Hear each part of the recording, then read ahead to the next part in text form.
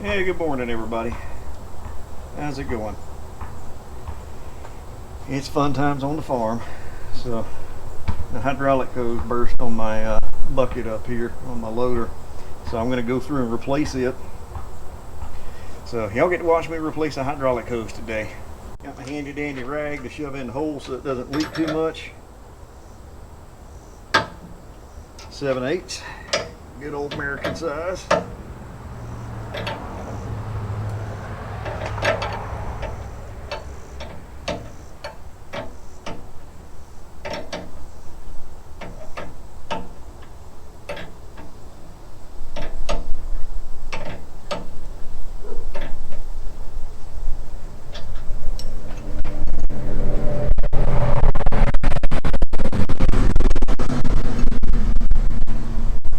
Hard to get something in there good enough to hold, but always make sure to use a rag, not paper towels and stuff like that.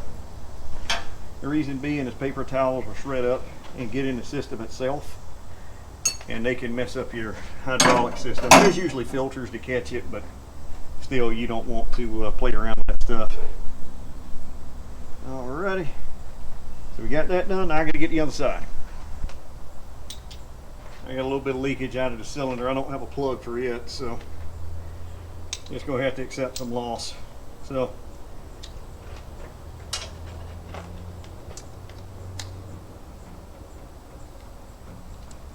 where are you, Hayden? There we go.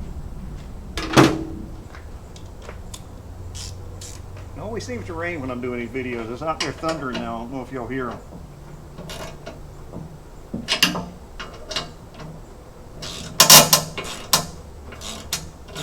So I'm taking this clamp off so I can get more room in between these pieces.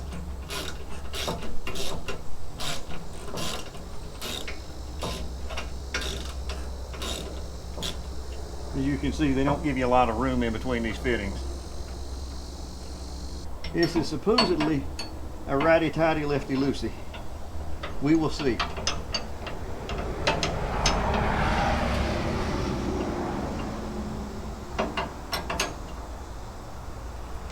What it looks like.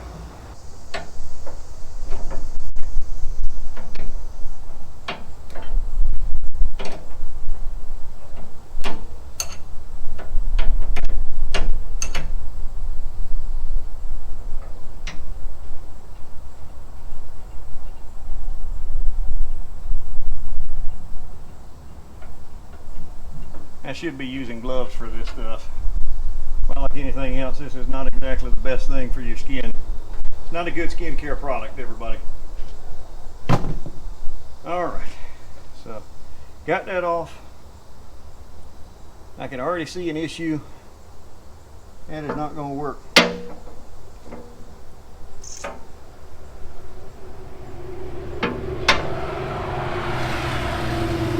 Yeah. Well,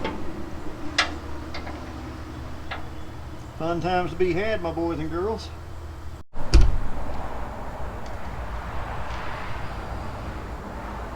Oh man, proof that every 10-minute job is one issue away from being a 4-day, 3-trip pain in the neck. So I have the correct hydraulic hose and we're going to get that installed today. So, only took 3 days and waiting for fittings to come in. I would have never thought these were non-standard fittings. So, show my setup here. So I'm working on the bucket. All right, so you go through and you see I've got the block up underneath the bucket there. All right, that's keeping it from tipping over. Now that the hose is off, anytime you're going to break open a hydraulic system, that way. There you go. All right. Anytime you're going to break open a hydraulic system like this, it's going to, whatever it's holding up is going to go. So make sure you get that blocked off and held in place. I had these caps, I pulled those off just a few minutes ago just before I started filming. Salem Hydraulics, appreciate it. Y'all did an outstanding job on the hose. So now it's just getting this back in.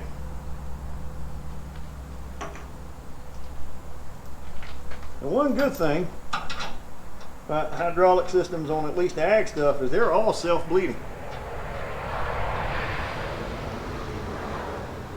Knock on wood, I haven't run into one yet that isn't self-bleeding. I say that and I'll bump into it tomorrow. But that's the advantage. Once I get this stuff hooked up, all I got to do is just cycle it back and forth a little bit. She'll bleed out and be ready to go. In a good way. Bleed out in a good way.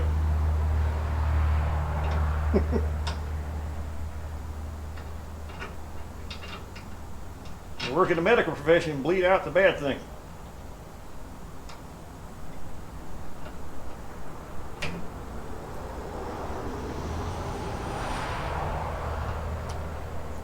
Alrighty.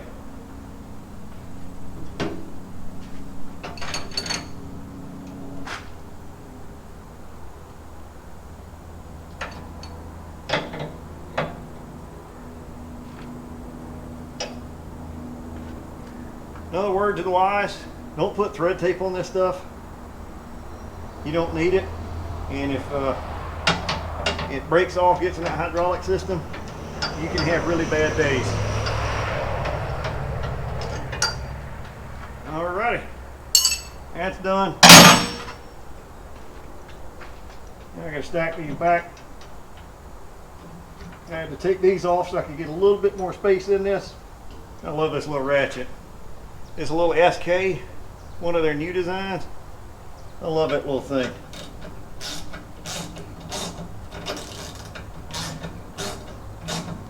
I was always one of those, I don't need a 92 count ratchet. Then you get one, it's like, wow, I wish I'd have had that a long time ago. That's it, boys and girls. Throw this in the garbage.